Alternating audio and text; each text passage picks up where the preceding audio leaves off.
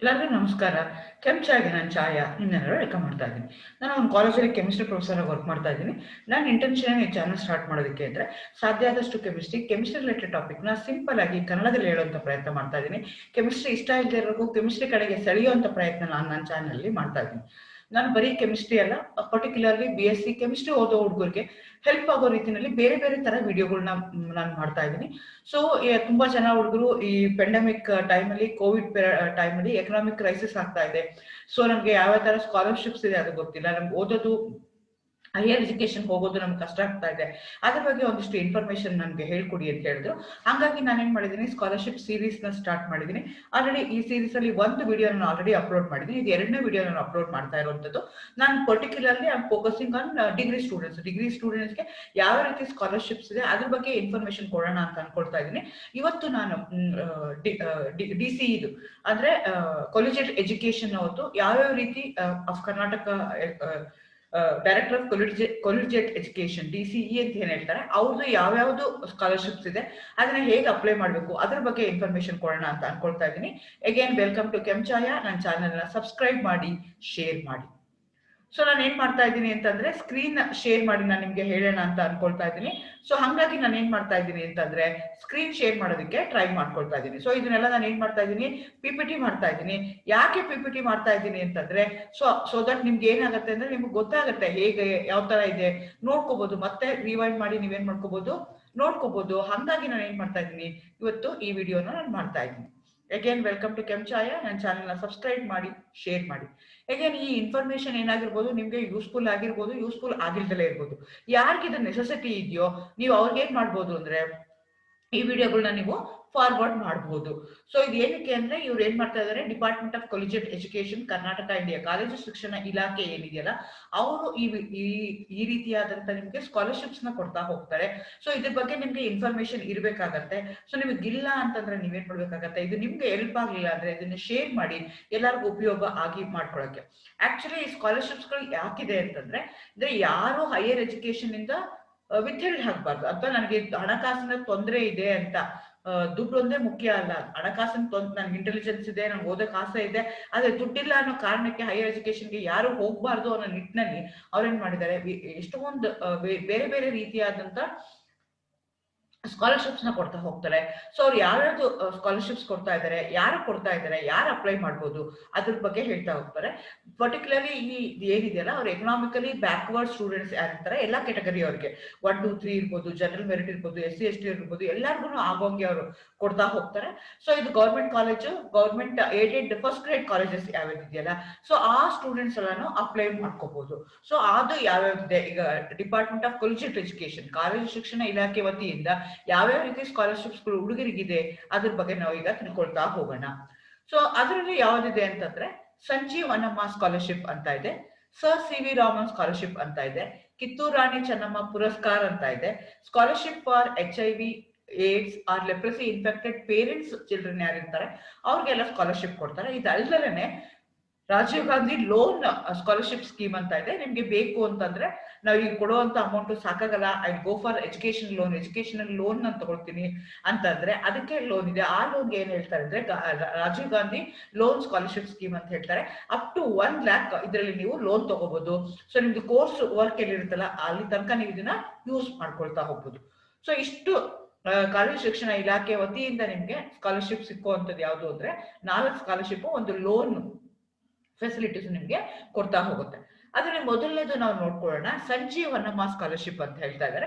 ಅದ್ರ ಬಗ್ಗೆ ನಿಮ್ಗೆ ಹೆಚ್ಚಿನ ಇನ್ಫಾರ್ಮೇಶನ್ ಬೇಕು ಅಂತಂದ್ರೆ DCE.kr.nic.in scholarship_1 HTML ಅಲ್ಲಿ ಹೋದ್ರೆ ನಿಮ್ಗೆ ಫುಲ್ ಇನ್ಫಾರ್ಮೇಶನ್ ಸಿಗುತ್ತೆ. ಇದು ಆಕ್ಚುಲಿ 2002 ಇಂದ 2002-3 ಆ ವರ್ಷದಿಂದ ಏನ್ ಮಾಡ್ತಾ ಇದಾರೆ, ಕೊಡ್ತಾ ಇದಾರೆ. ನೇಮ ಹೇಳೋದಕ್ಕೋಸ್ಕರ ಸಂಜೀವ್ ಅನ್ನಮ್ಮ ಅಂತ ಹೇಳ್ತಾ ಇದಾರೆ. ಇದು ಮೆರಿಟೋರಿಯಸ್ ಗರ್ಲ್ ಸ್ಟೂಡೆಂಟ್ಸ್ಗೆ ಸೆಕೆಂಡ್ PUC ಆದ್ಮೇಲೆ ಏನೇನಿದೆಯಲ್ಲ ಇದರ ಪೋಸ್ಟ್ ಮೆಟ್ರಿಕ್ ಅಂತಾನೆ ಹೇಳ್ಬೋದು. ಅಂದ್ರೆ PUC ಆದ್ಮೇಲೆ ಏನೇನ್ ಬರ್ತಲ್ಲ ಆ ಹುಡುಗರು ಅಂದ್ರೆ ನೀವು ಎಲ್ಲಿ ತನಕ ಕೋರ್ಸ್ ಮುಗಿಸ್ತೀರಾ, BSc ಆಗಿರ್ಬೋದು, ಆಮೇಲೆ MSc ಆಗ್ಬೋದು, ಅಥವಾ ಇಂಟಿಗ್ರೇಟೆಡ್ ಇರ್ಬೋದು, MPhil ಇರ್ಬೋದು, PhD ಇರ್ಬೋದು. ಸೊ ನಿಮ್ಗೆ ಏನಾಗುತ್ತೆ, ಅವ್ರದ್ದು ಏನೋ ಒಂದು ಕಂಡೀಷನ್ಸ್ ಇರುತ್ತೆ, ಅದನ್ನ ಫುಲ್ಫಿಲ್ ಮಾಡಿದ್ರೆ ಕಂಟಿನ್ಯೂಸ್ ಆಗಿ ನೀವು ಅದನ್ನ ನೀವು ತಗೊಳ್ತಾ ಹೋಗ್ಬೋದು. ಇದು ಯಾರಿಗೆ ಯಾರಿಗೆ ಅಂತಂದ್ರೆ ಓನ್ಲಿ ಫಾರ್ ಗರ್ಲ್ಸ್ ಸ್ಟೂಡೆಂಟ್ಸ್ಗೆ ಕೊಡ್ತಾ ಇದ್ದಾರೆ. ಯಾವ ಬೇಸಿಸ್ ಮೇಲೆ ಕೊಡ್ತಾರೆ ಅಂದ್ರೆ ಸೆಕೆಂಡ್ PUC ನಲ್ಲಿ ನಿಮ್ದು ಏನ್ ಮಾರ್ಕ್ಸ್ ಇದೆಯಲ್ಲ ಆ ಮಾರ್ಕ್ಸ್ ಮೇಲೆ ಅವ್ರು ಏನ್ ಮಾಡ್ತಾ ಹೋಗ್ತಾರೆ, ಕೊಡ್ತಾ ಹೋಗ್ತಾರೆ. ಸೊ ಆಲ್ರೆಡಿ ಈಗ ನೀವು ಯಾವುದೋ ಒಂದು ಕಾಲೇಜ್ಗೆ ಅಡ್ಮಿಷನ್ ತಗೊಂಡಿದ್ದೀರಾ ಅಂತಂದ್ರೆ ಲಾಸ್ಟ್ ಡೇಟ್ ಅಂತ ಏನು ಮೆನ್ಷನ್ ಮಾಡಿಲ್ಲ ಅವ್ರ ವೆಬ್ಸೈಟ್ ಅಲ್ಲಿ. ಸೊ ನೀವೇನ್ ಮಾಡ್ಬೋದು, ಈಗ ಆಲ್ರೆಡಿ ಒಂದು ಕಾಲೇಜಲ್ಲಿ ಅಡ್ಮಿಷನ್ ಆಗಿದ್ರೆ ಆನ್ಲೈನ್ ಅಪ್ಲಿಕೇಶನ್ಸ್ ಇದೆ. ನಾನು ಹೇಳಿದ ವೆಬ್ಸೈಟ್ ಹೋಗಿ ನೀವು ಅದನ್ನ ನೋಡಿದ್ರೆ ನಿಮ್ಗೆ ಗೊತ್ತಾಗತ್ತೆ, ನೀವು ಆನ್ಲೈನ್ ಅಲ್ಲಿ ಅದನ್ನ ಅಪ್ಲೈ ಮಾಡ್ಬೋದು. So girls who have scored high marks in second PUC ನಲ್ಲಿ ತಗೋಬಹುದು. ಸೊ ಇದಕ್ಕೆ ಎಷ್ಟು ಅಮೌಂಟ್ ಕೊಡ್ತಾರೆ ಅಂದ್ರೆ 2000 per annum ನಿಮ್ಗೆ ಅವರು ಕೊಡ್ತಾ ಹೋಗ್ತಾರೆ. ಹೇಗೆ ಇಲ್ಲಿ ಏನು ಅಂತಂದ್ರೆ ಒಂದು ಸ್ಕಾಲರ್ಶಿಪ್ ನೀವು ಯಾವ್ದಾದ್ರು ತಗೊಂಡಿದ್ರೆ ಬೇರೆ ಬೇರೆ ಸ್ಕಾಲರ್ಶಿಪ್ಸ್ ನೀವು ತಗೊಳಕ್ಕಾಗಲ್ಲ. ಹಂಗಾಗಿ ನೀವೇನ್ ಮಾಡ್ಬೇಕಾಗತ್ತೆ, ಫಸ್ಟ್ ಓವರ್ ಏನೇನ್ ಸ್ಕಾಲರ್ಶಿಪ್ಸ್ ಇದೆ ಅಂತ ನೋಡ್ಕೋಬೇಕಾಗತ್ತೆ.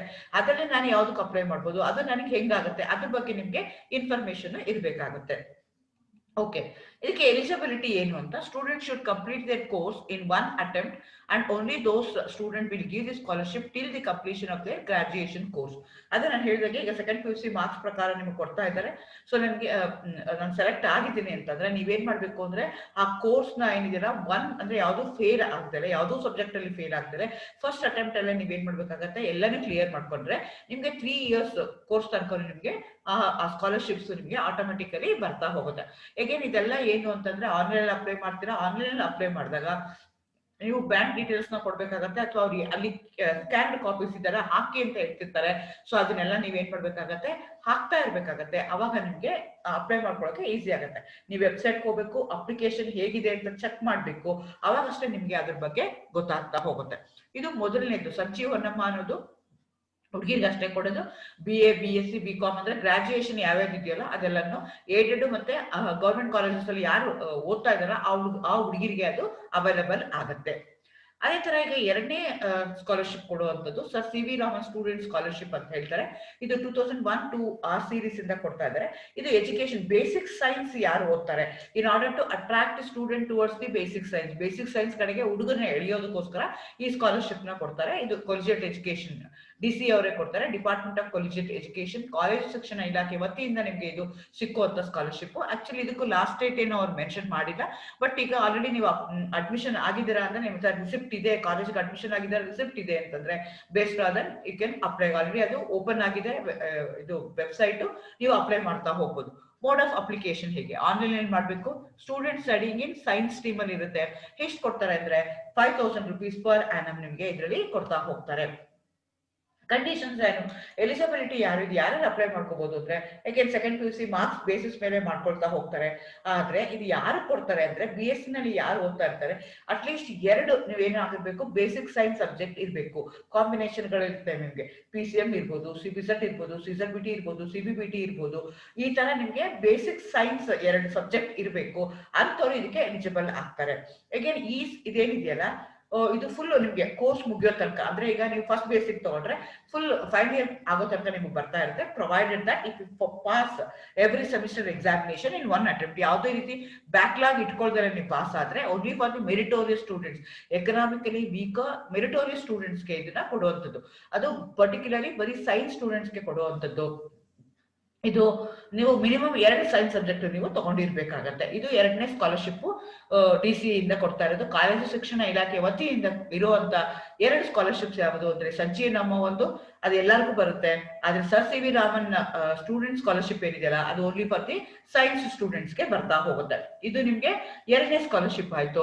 ಸೊ 3ನೇ ಸ್ಕಾಲರ್ಶಿಪ್ ನ ನೀವು ನೋಡಿದ್ರೆ ಕಿತ್ತೂರು ರಾಣಿ ಚೆನ್ನಮ್ಮ ಪುರಸ್ಕಾರ ಸ್ಕಾಲರ್ಶಿಪ್ ಅಂತ, ಇದು ಕಾಲೇಜು ಶಿಕ್ಷಣ ಇಲಾಖೆ ವತಿಯಿಂದ ಕೊಡುವಂಥದ್ದು. ಡಿಪಾರ್ಟ್ಮೆಂಟ್ ಆಫ್ ಕೊಲಿಜಿಯೇಟ್ ಎಜುಕೇಶನ್ ಅಂತ ಅವ್ರ ವತಿಯಿಂದ ಕೊಡುವಂಥದ್ದು.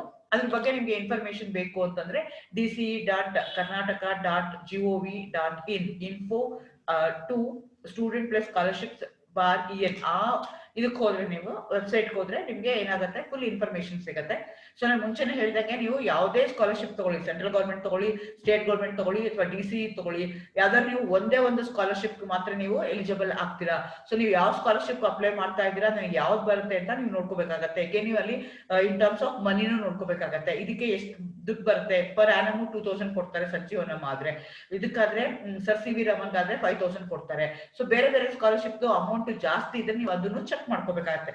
ಜಸ್ಟ್ ನಾನು ಏನ್ ಮಾಡ್ತಾ ಇದ್ದೀನಿ, ಬ್ರಾಡರ್ ನಿಮ್ಗೆ ಯಾವ ರೀತಿ ಸ್ಕಾಲರ್ಶಿಪ್ಸ್ ಇದೆ ಅಂತ ಹೇಳ್ತಾ ಇದ್ದೀನಿ, ಬಟ್ ನಾನು ಯಾವ್ದಕ್ಕೆ ಎಲಿಜಿಬಲ್, ಹೇಗೆ ಎಲಿಜಿಬಲ್ ಅದು ನೀವು ನೋಡ್ಕೋಬೇಕಾಗತ್ತೆ. ಇದೆಯಲ್ಲ ಕಿತ್ತೂರು ರಾಣಿ ಚೆನ್ನಮ್ಮ ಪುರಸ್ಕಾರ ಸ್ಕಾಲರ್ಶಿಪ್ ಇದೆಯಲ್ಲ, ಅದು ಅಂದ್ರೆ vocational courses.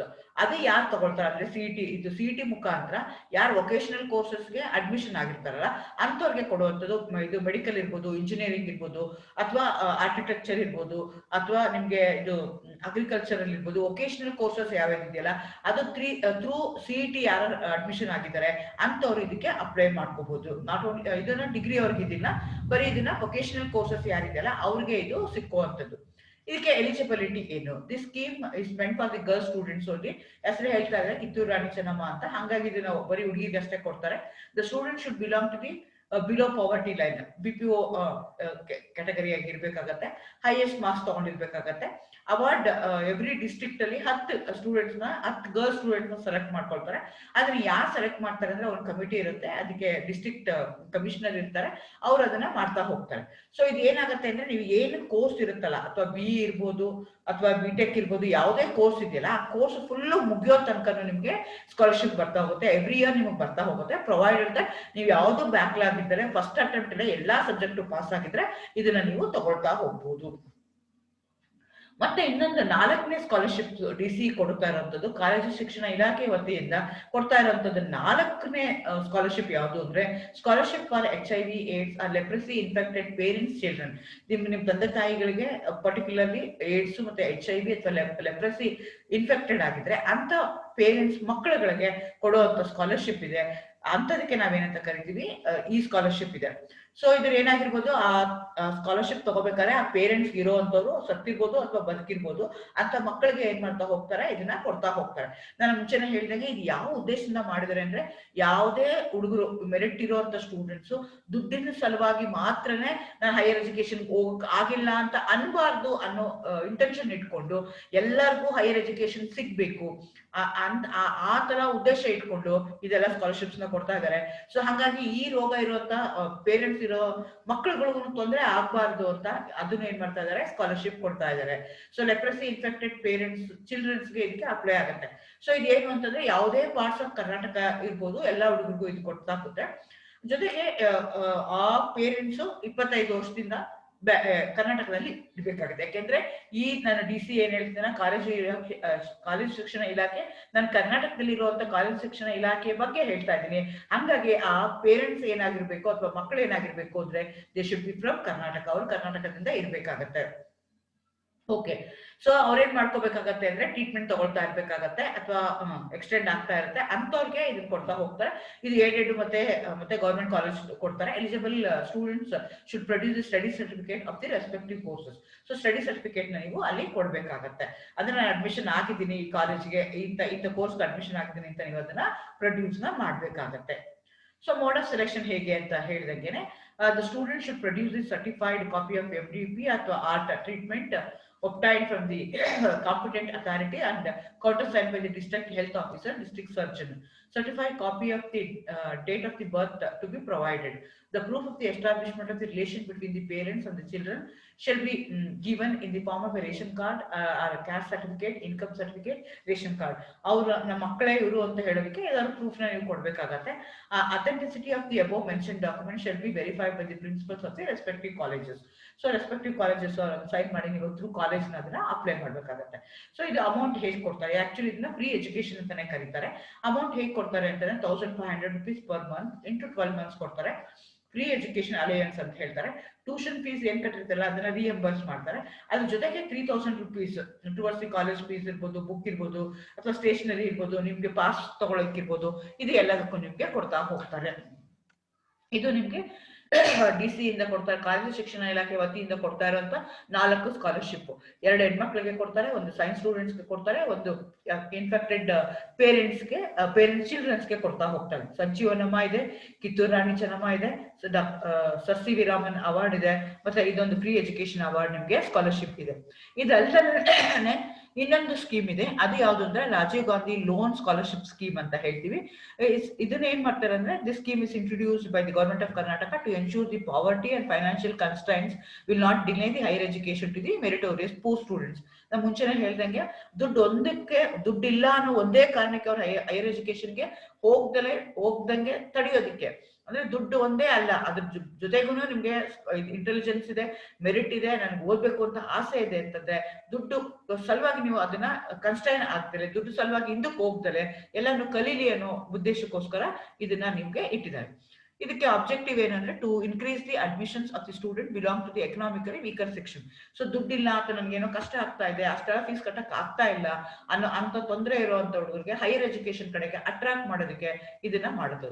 Financial assistant to the meritorious students subject to the terms and conditions. ಅದಕ್ಕೆ ಬ್ಯಾಂಕ್ ಏನೇನ್ ಕಂಡೀಷನ್ಸ್ ಇರುತ್ತಲ್ಲ ಅದ್ರ ಪ್ರಕಾರ ನೀವೇನ್ ಮಾಡ್ಬೇಕಾಗತ್ತೆ ಫೈನಾನ್ಷಿಯಲ್ ಅಸಿಸ್ಟೆನ್ಸ್ ಕೊಡ್ತಾರೆ for the meritorious students. Extend the scheme to the student belong to the economically weaker section, those whose annual family income is less than 2,50,000 rupees. ಅಷ್ಟಕ್ಕಿಂತ ಕಡಿಮೆ ಇರೋರು ಇದಕ್ಕೆ ಅಪ್ಲೈ ಮಾಡ್ಕೋಬಹುದು. ಇದಕ್ಕೆ ಏನಾಗುತ್ತೆ ಅಂದ್ರೆ ನಿಮ್ಗೆ ಲೋನ್ ಸಿಗತ್ತೆ, ರೆಸ್ಪೆಕ್ಟೆಡ್ ಬ್ಯಾಂಕ್ಗಳಿದೆ, ಆ ಬ್ಯಾಂಕ್ಗಳಿಗೆ ಹೋಗ್ಬೇಕಾಗತ್ತೆ, ಅದ್ರ ಪ್ರಕಾರ ನೀವೇನ್ ಮಾಡ್ಬೇಕಾಗತ್ತೆ ಲೋನ್ಗೆ ಅಪ್ಲೈ ಮಾಡ್ಕೋಬೇಕಾಗತ್ತೆ. ಇದಕ್ಕೆ ಅಪ್ಲೈ ಮಾಡ್ಕೋಬೇಕು ಅಂದ್ರೆ ನೀವು ಯಾವ್ದಾದ್ರು ಗೌರ್ಮೆಂಟ್ ಕಾಲೇಜು ಅಥವಾ ಪ್ರೈವೇಟ್ ಏಡೆಡ್ ಡಿಗ್ರಿ ಕಾಲೇಜಸ್ ಅಲ್ಲಿ ಓನ್ಲಿ ಫಾರ್ ಏಡೆಡ್ ಕೋರ್ಸಸ್ ಕೊಡ್ತಾರೆ. ಸೊ ನೀವೇನ್ ಮಾಡ್ಬೇಕಾಗತ್ತೆ, ಆ ಕೋರ್ಸ್ಗೆ ಅಡ್ಮಿಷನ್ ಆಗಿರುವಂತದ್ದು ನಿಮ್ಮ ಹತ್ರ ರಿಸಿಪ್ಟ್ ಇರ್ಬೇಕಾಗತ್ತೆ. That is the condition. ಇದು ಲೋನ್ ಬೇಕು ಅನ್ನೋದಕ್ಕೆ ನಿಮ್ಗೆ. ಜೊತೆಗೆ ಏನು ಅಂತಂದ್ರೆ ಇದು ನಿಮ್ಗೆ ಫುಲ್ ಕೋರ್ಸ್ ಮುಗಿಯೋ ತನಕ ಅವ್ರು ಏನ್ ಮಾಡ್ತಾ ಹೋಗ್ತಾರೆ, ಈ ಲೋನ್ ನಿಮ್ಗೆ ಕೊಡ್ತಾ ಹೋಗ್ತಾರೆ. ಸೊ ಎಲಿಜಿಬಿಲಿಟಿ ಏನು ಅಂದ್ರೆ ಇಂಡಿಯನ್ ನ್ಯಾಷನಲ್ ಆಗಿರ್ಬೇಕು. Any student belong to the other state studying in Karnataka is also eligible, subject to the fulfilling of the other eligibility criteria. So whereas ನಿಮಗೆ ಇನ್ನೊಂದು ತಗೊಂಡಾಗ ಮುಂಚಿನ ಹೇಳಿ ಸ್ಕಾಲರ್ಶಿಪ್ ತಗೊಂಡಾಗ 25 ಇಯರ್ಸ್ ನೀವು ಕರ್ನಾಟಕದಲ್ಲೇ ಇರಬೇಕು ಅಂತ ಇತ್ತು. ಇಲ್ಲ ಆ ತರ ಏನಿಲ್ಲ, ಎನಿ ಪಾರ್ಟ್ ಆಫ್ ಇಂಡಿಯಾದಲ್ಲಿ ಇರುವಂತವ್ರಿಗೂ ಇದನ್ನ ಈಸಿಯಾಗಿ ತಗೋಬಹುದು. ಅವರು should secure not less than 50% marks in the PUC. So PUC ಅಥವಾ ಅದಕ್ಕೆ ಈಕ್ವಲೆಂಟ್ ಎಕ್ಸಾಮ್ ಅಲ್ಲಿ 50% ಗಿಂತ ನೀವು ಜಾಸ್ತಿ ತಗೊಂಡಿರ್ಬೇಕಾಗತ್ತೆ. ಆಮೇಲೆ ಜೊತೆಗೆ ನೀವು government college, first grade college, aided degree colleges affiliated to Karnataka state universities ಯಾವ್ದಿದೆಯಲ್ಲ ಅದ್ರಲ್ಲಿ ನೀವು ಅಡ್ಮಿಷನ್ ತಗೊಂಡಿರ್ಬೇಕಾಗತ್ತೆ. So that is the eligibility. So ಹಾಗಾದ್ರೆ ಎಲಿಜಿಬಿಲಿಟಿ ಫಾರ್ ಇಂಟ್ರೆಸ್ಟ್ ಸಬ್ಸಿಡಿ ಹೇಗಾಗತ್ತೆ? ಓಕೆ, ಅದಕ್ಕಿಂತ ಮುಂಚೆ ನಿಮ್ಗೆ ಏನ್ ಬೇಕು ಅಂದ್ರೆ ನಿಮ್ದೇ ಆದಂತ ಬ್ಯಾಂಕ್ ಲಿಂಕ್ ಇರಬೇಕಾಗತ್ತೆ. To link the Aadhaar numbers to the student beneficiaries with their bank account to keep track of the progress of the students and assist in the recovery. So ಹಂಗಾಗಿ ನೀವೇನ್ ಮಾಡ್ಬೇಕಾಗತ್ತೆ, ನಿಮ್ದೇ ಹೆಸರಲ್ಲಿ ಬ್ಯಾಂಕ್ ಅಕೌಂಟ್ ನ ತೆಗಿಬೇಕಾಗತ್ತೆ, ಅದನ್ನ Aadhaar link ಮಾಡ್ಬೇಕಾಗತ್ತೆ. So Vijaya Bank is a nodal bank for claiming the subsidy from Karnataka government on behalf of Scheduled Commissioner Commercial Banks and Regional Rural Bank. ಆ bank ಹೋದ್ರೆ ನಿಮಗೆ ಕಂಪ್ಲೀಟ್ ಇನ್ಫಾರ್ಮೇಶನ್ ಸಿಗ್ತಾ ಹೋಗುತ್ತೆ. ನಿಮ್ಮ ಮನೆ ಹತ್ರ ಯಾವ್ದಾದ್ರು ವಿಜಯ ಬ್ಯಾಂಕ್ ಇದ್ರೆ ಅವ್ರ ಹತ್ರ ಹೋಗಿ ಮತ್ತೆ ನೀವೇನ್ ಮಾಡ್ಬೋದು, ಇನ್ ಡೀಟೇಲ್ ಆಗಿ ಹೇಗಾಗತ್ತೆ ಅಂತ ನೀವು ನೋಡ್ಕೋಬಹುದು. Loan can be covered under the single premium insurance and amount to be considered as a part of the loan amount. The interest subsidy claims received from the banks will be submitted to the government of Karnataka on yearly basis as decided by the government of Karnataka. ಈಗ ತಂದೆ ಆದಂತ rules and regulations ಇದೆ, ನೀವು ಅದನ್ನ ನೀವು apply ಮಾಡ್ಕೊಂಡು ನೀವು ಇದಕ್ಕೆ ಮಾಡ್ಕೋಬೇಕಾಗತ್ತೆ. The repayment of the loan shall commence 6 months after securing the job or 1 year after the completion of the course, whichever is earlier. So ನೀವು ಇದು ಯಾವಾಗ ಪೇ ಮಾಡ್ತೀರಾ, ಈಗ ಲೋನ್ ತರ ತಗೊಂಡಿರ್ತೀರಾ ನೀವು, ಸೊ ಲೋನ್ ನೀವು ಯಾವಾಗ ರೀಪೇ ಮಾಡ್ತೀರಾ ಅಂತಂದ್ರೆ once you finish that course ಅಥವಾ ನೀವು ಯಾವ್ದೋ ಕೆಲ್ಸಕ್ಕೆ ಸೇರ್ಕೊಂಡ್ಮೇಲೆ ನೀವು ಅದನ್ನ ಸಾಲ ಏನ್ ಮಾಡ್ತಾ ಹೋಗ್ಬೋದು, ತೀರಿಸ್ತಾ ಹೋಗ್ಬೋದು. Interest subsidy claims received from the banks will be submitted to the government of Karnataka on yearly basis and decided by the government of Karnataka. So again ಇದರಲ್ಲೂ ಏನು ಅಂತಂದ್ರೆ ನಿಮ್ಗೆ ಇಂಟ್ರೆಸ್ಟ್ ರೇಟ್ ಏನಿದೆ ಅದೇನು ಗರ್ಲ್ಸ್ ಆಗಿತ್ತು ಅಂತಂದ್ರೆ 0.5% ನಿಮ್ಗೆ ಏನಾಗ್ತಾ ಹೋಗುತ್ತೆ, ಕಡಿಮೆ ಆಗ್ತಾ ಹೋಗುತ್ತೆ. ಇದನ್ನ ಯಾಕೆ ಮಾಡ್ತಾರೆ ಅಂದ್ರೆ in order to attract the student towards the higher education. Students ನ ಹೈಯರ್ ಎಜುಕೇಶನ್ಗೆ ಸೆಳೆಯೋದಕ್ಕೋಸ್ಕರ ನಾವೇನ್ ಮಾಡ್ತಾ ಇದೀವಿ, ಇದನ್ನ ಈ ತರದ್ದು ಸ್ಕಾಲರ್ಶಿಪ್ಸ್ ನ ಕೊಡ್ತಾ ಇದ್ದಾರೆ. ಅದೇನಂತಂದ್ರೆ interest concession of 0.5% extended to the girl students. Interest subsidy is also available for the integrated courses. ಕೆಲವು ಸಲ ಡಿಗ್ರಿ ಮತ್ತೆ ಪೋಸ್ಟ್ ಗ್ರಾಜುಯೇಟ್ ಇರ್ತವೆ, ಅಂತದಕ್ಕೂ ನಿಮಗೆ ಇಂಟಿಗ್ರೇಟೆಡ್ ಕೋರ್ಸಸ್ ಅಪ್ಲೈ ಮಾಡ್ಕೋಬಹುದು. ಜೊತೆಗೆ student who have discontinued failed dismissed ಏನೋ ಆಗಿ ಮಧ್ಯದಲ್ಲಿ ಕಂಟಿನ್ಯೂ ಮಾಡಲಿಲ್ಲ ಅಂತಂದ್ರೆ ಅವಾಗ ಅದೇನಾಗುತ್ತೆ, ಇಂಟ್ರೆಸ್ಟ್ ನಿಮ್ಗೆ ಸಬ್ಸಿಡಿ ಏನ್ ಕೊಟ್ಟಿರ್ತಾರಲ್ಲ ಅದನ್ನ ನೀವು ಎಲಿಜಿಬಲ್ ಆಗಲ್ಲ, ಅದನ್ನ ವಾಪಸ್ ಕೊಡ್ಬೇಕಾಗತ್ತೆ. ಅದೇನೋ ಮೆಡಿಕಲ್ ಕಂಡೀಷನ್ಸ್ ಬಂತು, ಇನ್ವಿಟಬಲ್ ಕಂಡೀಷನ್ಸ್ ಬಂತು ಅಂದ್ರೆ ನೀವು ಅದನ್ನ ಕನ್ಫರ್ಮ್ ಮಾಡಿದ್ರೆ ಅವಾಗ ಏನಾಗುತ್ತೆ ಅಂದ್ರೆ ಅದನ್ನ ನಿಮ್ಗೆ ಇದ್ ಮಾಡ್ಕೊಳ್ತಾ ಹೋಗ್ತಾರೆ. ಸೊ ಇಲ್ಲಿ ಈ ಲೋನ್ ನಾನು ತಗೋಬೇಕು ಅಂದ್ರೆ ನಾನು ಏನಾದ್ರು ಸೆಕ್ಯೂರಿಟಿ ಕೊಡ್ಬೇಕಾ? No security is third party guarantee is required. ಹಾಗಾದ್ರೆ ನಿಮ್ಮ ಪೇರೆಂಟ್ಸ್ ಗಾರ್ಡಿಯನ್ಸ್ ಏನಿದೆಯಲ್ಲ ಅದನ್ನ ನಾವು ಬ್ರೋವರ್ ಅಂತ ಕನ್ಸಿಡರ್ ಮಾಡ್ಕೊಳ್ತೀವಿ. ಅವ್ರ ಪ್ರಕಾರ ನಿಮ್ಗೆ ಅವ್ರ ಮುಖಾಂತರ ನಾವು ನಿಮ್ಗೆ ಲೋನ್ ನ ಕೊಡ್ತಾ ಹೋಗ್ತೀವಿ. ಸೊ ಈ ರೀತಿಯಾಗಿ ಕರ್ನಾಟಕ ಕಾಲೇಜು ಶಿಕ್ಷಣ ಇಲಾಖೆ ವತಿಯಿಂದ ಡೈರೆಕ್ಟರ್ ಆಫ್ ಕಾಲೇಜ್ ಎಜುಕೇಶನ್ ಇಂದ 4 ಸ್ಕಾಲರ್ಶಿಪ್ಸ್ ಮತ್ತೆ 1 ನಿಮ್ಗೆ ಲೋನ್ ಫೆಸಿಲಿಟೀಸ್ ಈಸಿಯಾಗಿ ಸಿಗುತ್ತೆ. ಸೊ ಇದು ಯಾರಿಗೆ ಅಪ್ಲಿಕಬಲ್ ಆಗುತ್ತೆ ನೋಡ್ಕೊಂಡು ನೀವು ಅದನ್ನ ಅಪ್ಲೈ ಮಾಡ್ಕೋಬಹುದು. ನಾನು ಮುಂಚೆನೇ ಹೇಳಿದಂಗೆ ಯಾವುದೇ ಸ್ಕಾಲರ್ಶಿಪ್ ತಗೋಬಹುದು, ಸೆಂಟ್ರಲ್ ತಗೋಬಹುದು, ನ್ಯಾಷನಲ್ ತಗೋಬಹುದು. ಇದಲ್ಲದೆ ಕೆಲವೊಂದು ಆರ್ಗನೈಸೇಷನ್ಸ್ ಕೊಡ್ತೇವೆ, ಮುಂದೆ ನಾನು ಮಾಡ್ತಾ ಹೋಗ್ತೀನಿ ಅದ್ರ ಬಗ್ಗೆ. ಸೊ ಅವಾಗ ಆದ್ರೂ ನೀವು ಯಾವ್ದನ್ನು ತಗೋಬಹುದು, ಆದ್ರೂ ನೀವು ಒಂದೇ ಒಂದು ಸ್ಕಾಲರ್ಶಿಪ್ ಅಟ್ ಎ ಟೈಮ್ ತಗೊಳಕ್ ಸಾಧ್ಯ ಆಗುತ್ತೆ. ಹಂಗಾಗಿ ನೀವು ಸ್ಕಾಲರ್ಶಿಪ್ ಅಪ್ಲೈ ಮಾಡ್ಕೊಳಕ್ಕಿಂತ ಮುಂಚೆ ಯಾವ್ಯಾವ ಇದೆ, ನನಗೆ ಯಾವ್ದು ಬೆನಿಫಿಟ್ ಆಗುತ್ತೆ, ನನಗೆ ಇದು ಸಿಗುತ್ತಾ ಇಲ್ವಾ, because you have to compete with your friends. ನಿಮ್ ಜೊತೆ ಯಾರು ಇರ್ತಾರಲ್ಲ ಅವ್ರೆಲ್ಲರೂ ಅಪ್ಲೈ ಮಾಡಿರ್ತಾರೆ. ಸೊ ಹಂಗಾಗಿ ನೀವೇನ್ ಮಾಡ್ಕೋಬೇಕಾಗತ್ತೆ, ಕಾಂಪೀಟ್ ಮಾಡ್ಕೋಬೇಕಾಗತ್ತೆ. ಹಂಗಾಗಿ ನೀವೇನ್ ಮಾಡ್ಬೇಕಾಗತ್ತೆ, ಹಾಕಕ್ಕಿಂತ ಮುಂಚೆ ಕೇರ್ಫುಲ್ ಆಗಿ ನೀವು ಯಾವ್ದು ನಾನು ಅಪ್ಲೈ ಮಾಡ್ಬೇಕು ಅಂತ ನೀವು ನೋಡ್ಕೋಬೇಕಾಗತ್ತೆ. Thank you, all the best.